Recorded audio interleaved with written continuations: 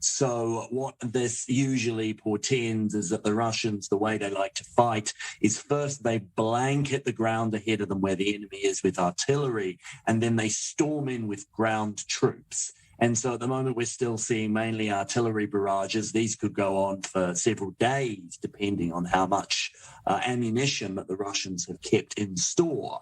So, and then, as we said, we'll probably see a ground offensive with infantry and tanks. Now, this is easier ground for the Russians than they've been fighting on previously. They can't be funneled into the narrow areas where anti-tank weapons are effective like they were in the suburbs of Kyiv. So this could be a much more dangerous phase of the war for Ukraine than the previous phase has been.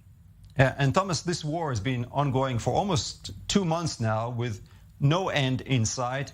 Give us a sense of the feeling on the streets of Kyiv these days. Does it feel like the war has drifted away from the capital, or is it only a matter of time before it resumes over there as well?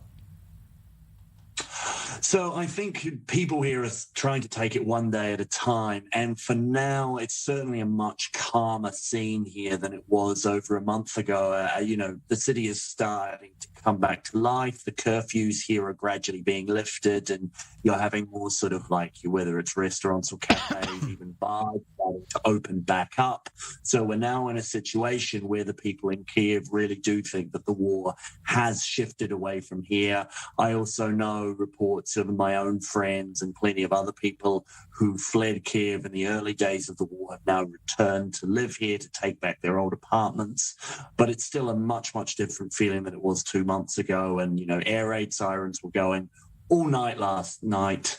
And so people are very concerned that the war could get back here, but they are trying to live their lives as normally as they possibly can. Yeah, certainly very concerning. And Thomas, we've seen the Western world come together to assist Ukraine, at least with military equipment. Has this aid been enough so far? What does the Ukrainian president expect of world leaders to do as this war goes on for so long?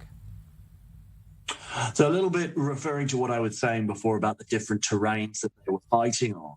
The Ukrainians made extremely good use of Western-supplied anti-tank, anti-armor, anti-aircraft weapons in the use of defending Kyiv. One of the ways they were able to push back the attacks on the suburbs outside of Kyiv was the use of these sort of anti-tank weapons. They would funnel the Russian armor into small areas and then just hit them very, very hard. Now they're asking for much heavier weaponry. They're asking for multiple launch rocket systems. They're asking for fixed-wing aircraft to really be able to take on the Russians in sort of an armor versus armor, like large-scale army versus large-scale army sort of offensive, which is not what they were saying before when they had a bigger defensive advantage when they were fighting in their own cities.